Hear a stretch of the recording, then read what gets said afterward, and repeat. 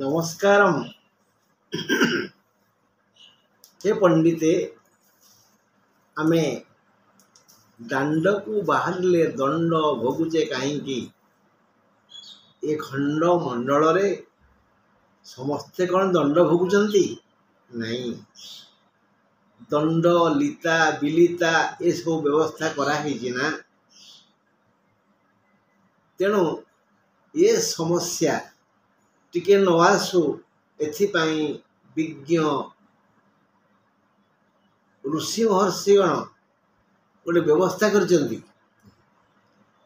जे ये दंड दियंती जोगिनी। देवींकर गोटे ना हूँ जोगिनी। तेणु जोगिनी जो दिगरे थांती से दिग को यात्रा कले से विघ्न सृष्टि करती, से बाट बंद कर कहते बिराड़ी चिकिला, बिराड़ी छिंकिला बा बिराड़ी छेकिला आम साड़ को जीवानी इत्यादि। तेणु जोगिनी जो दिगरे थिबे से दिग को आम यात्रा करवानी। जदि आमर से दिगरे ही जीवा निहाती जरूरी ताहले आमे आगे आम घर भितर साथर जीवा आसिया करदे।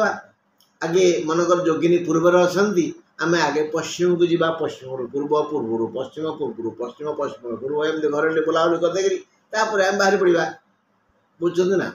तेणु मु एणिकी जोगिनी केउ दिगरे अछंती यात्रा रे किभली शुभ हेबो सेथिपाई मोर बंधु मानक मु कहिबी। आज गुरुवार मे 2 तारीख गुरुवार। आज तुला और कुंभ राशि घातबार, यात्रा निषेध। आज कुआड़े जीवा उचित नुहे। जोगिनी राति 1:53 जाए पूर्वरे, जोगिनी राति 1 जाए माने सूर्य उदय ठारू 1:53 जाए पूर्वरे, राति 1:53 रु सकाळ 5:18 जाए उत्तर रे। पूर्व उत्तर कथा कहगला गुरुवार। आसंता काल कही शुक्रवार मे 3 तारीख आसंता काली शुक्रवार। आज बिछा धनु मीन राशि घातबार, बिछा धनु मीन राशि घातबार।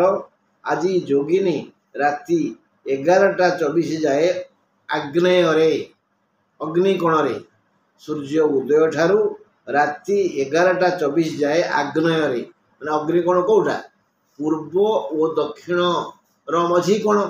पूर्व जानिचे सूर्य उदय हेले डाण पट दक्षिण दिग, ताले पूर्व और दक्षिण कोण साला अग्निकोण। तेणु आग्नेय जोगिनी आम साडू जीवानी दिवा 12:41 जाए तामाने 11:25 रु दिन 12:41 जाए यात्रा शुभ। बुझा पड़ा। एबे आमे आरंभ करिबा आलोचना करिबा तुला राशि उपरे।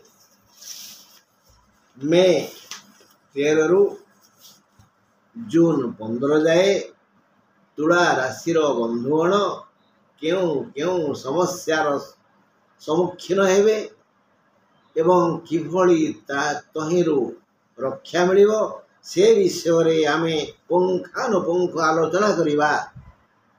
बंधु, तुमर तुला राशि रे अधिपति शुक्र, चित्रा 14 नक्षत्र, स्वाति 15 नक्षत्र, विशाखा 16 नक्षत्र। यही 3 नक्षत्र को तीक्ष्ण दृष्टि देई थांती शुक्र। एबे बुध और शुक्र मेषरे माने सप्तम रे परिवार रे शुभ आसीबो। रवि और गुरु वृषरे अर्थात अष्टम रे अशुभ स्थान रे, केतु कन्या रे अर्थात द्वादश रे व्यय स्थान रे व्यय बढ़ी जीव।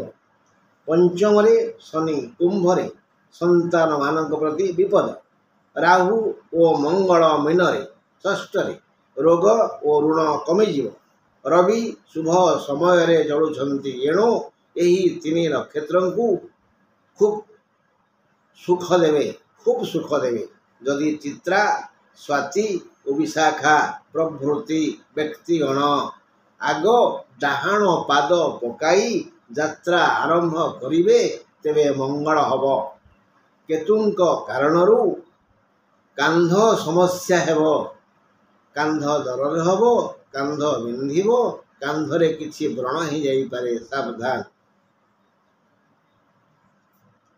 ନିଜ କର୍ମ ଯୋଜନା ଓ କର୍ମ ପ୍ରତି ଆଗ୍ରହ ଆସିବ, କର୍ମରେ ଉନ୍ନତି ହେବ, କର୍ମ ପ୍ରୀତି ବଢ଼ିବ, ପ୍ରଶଂସା ପତ୍ର ପାଇପାରନ୍ତି।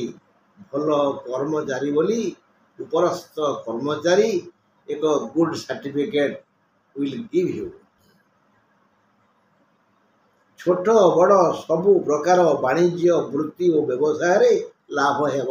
ବ୍ୟବସାୟୀମାନଙ୍କ ପାଇଁ ଏ ମାସଟି ଲକ୍ଷ୍ମୀ ଯୋଗ, ଶୁଭ ଯୋଗ।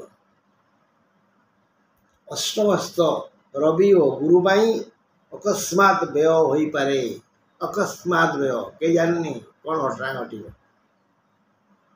ତେଣୁ ଟିକେ ସଞ୍ଚୟ କରି ରଖିବା ନା। ଆଉ ଦେହ ମନ ସୁସ୍ଥ ରହିବ, ପରିବାରରେ ମଳୟ ପବନ ବହିବ, ମାନେ ବସନ୍ତ ଋତୁ ଆସିଯିବ ପରିବାରକୁ, ଭାରି ମଜା ହେବ ପରିବାରରେ। ସମସ୍ତେ ପରସ୍ପରକୁ ଭଲ ପାଇବେ, ନିଜ ଭୁଲ ବୁଝିପାରିବେ। ଈର୍ଷା ହିଂସା କ୍ରୋଧ ଘୃଣା ଏସବୁ ଦୂରେଇ ଯିବ ଆମ ପରିବାରରୁ। ଶାନ୍ତି ଓ ଆନନ୍ଦ ବୃଦ୍ଧି ହେବ। ମହିଳା ଗଣ ନିଜ ଯୋଜନାରେ ସଫଳ ହେବେ। ଛାତ୍ର ଛାତ୍ରୀମାନେ ବିଦ୍ୟାକୁ ଆଦର କରିବେ, ଅର୍ଥାତ୍ ବିଦ୍ୟାନୁରାଗୀ ହେବେ। ଉଚ୍ଚଶିକ୍ଷା ଚାହୁଁଥିଲେ ସୁଯୋଗ ଆସିବ। କୌଣସି ବନ୍ଧୁ ବିପଦରେ ପକାଇ ପାରନ୍ତି। ହଁ, ସାବଧାନ, ଲୋକ ନ ଚିହ୍ନିବ ମୁହଁ କଥାରୁ ଅନେକ ଚିକଣିଆ କଥା କହନ୍ତି, କିନ୍ତୁ ଖାଲ ଖୋଳୁଥାନ୍ତି, ମୂଳକୁ ଉପାଡ଼ି ଦିଅନ୍ତି, ପତ୍ରରେ ପାଣି ଛିଞ୍ଚନ୍ତି। ତେଣୁ କାହାର କାନକୁଆ କଥାକୁ ବିଶ୍ୱାସ କରନ୍ତୁନି, କାହା କଥାରେ ଭାସି ଯାଆନ୍ତୁନି, ସାବଧାନ, ନହେଲେ ଗୋଡ଼ ଖସିଯିବ, ମୁହଁ ମାଡ଼ି ପଡ଼ିବେ। ହଁ ନୂତନ ଯୋଜନା କରନ୍ତୁ, ସଫଳ ହେବେ।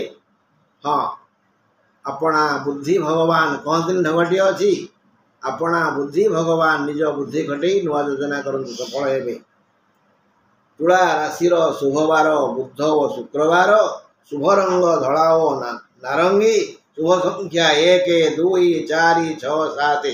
ମାତ୍ର ଅଶୁଭ ବାର ଗୁରୁବାର, ଅଶୁଭ ନକ୍ଷତ୍ର ଶତବିଶା, ଅଶୁଭ ତିଥି ଦ୍ୱାଦଶୀ, ଅଶୁଭ ଚନ୍ଦ୍ର ଧନୁ। ଏଥିପାଇଁ ସତର୍କ ରୁହନ୍ତୁ। ମଇ 16 ଗୁରୁବାର, 16 ତାରିଖ ସାବଧାନ ରହିବେ। 18, 19, 20 ସତର୍କ ରହିବେ। 20 ଦ୍ୱାଦଶୀ ତିଥି। 23 ବି ଅଶୁଭ। 23, 24, 25, 28। 23, 24 ତାରିଖ ଦ୍ୱାଦଶୀ, ସାବଧାନ ରହିବେ। 30 ତାରିଖ ଗୁରୁବାର, 31 ଶତବିଶା ଚନ୍ଦ୍ର। ଜୁନ୍ 3 ଦ୍ୱାଦଶୀ ତିଥି, ଜୁନ୍ 5, ଜୁନ୍ 6 ଗୁରୁବାର, ଜୁନ୍ 7, 8, 9, 10, 13 ଗୁରୁବାର, 14ରେ ଭାରି ବିପଦ, ଶତ୍ରୁ ବଢ଼ିଯିବେ। ଆଉଥରେ କହିଦେଉଛି, ମଇ 16, 18, 19, 20, 23, 24, 25, 28, 30, 31, ଜୁନ୍ 3, 5, 6, 7, 8, 9, 10, 13 ଓ 14। ବନ୍ଧୁ, ଆଜି ଆମେ ଆଲୋଚନା କଲେ ଯାତ୍ରା କରିବା ପୂର୍ବରୁ ଭାବିବା କେଉଁ ଦିଗରେ ଯୋଗିନୀ ଅଛନ୍ତି, ସେ ଦିଗକୁ ଯିବାନି। ଯଦି ଯିବାର ଜରୁରୀ ଥାଏ, ଘରେ ଟିକେ ଏପଟ ସେପଟ ହେଇଯିବା। ଆଉ ତାପରେ ତୁଳା ରାଶି ଏ ବିଷୟରେ ବି ଆଲୋଚନା କଲେ। ଆସନ୍ତାକାଲି ଆମେ ଏକ ବଢ଼ିଆ କଥା ଆଲୋଚନା କରିବା ଯେ ଆମ ପାଇଁ ବିପଦ ଦଉଛି କିଏ। ରହିଲି ବନ୍ଧୁ, ନମସ୍କାର।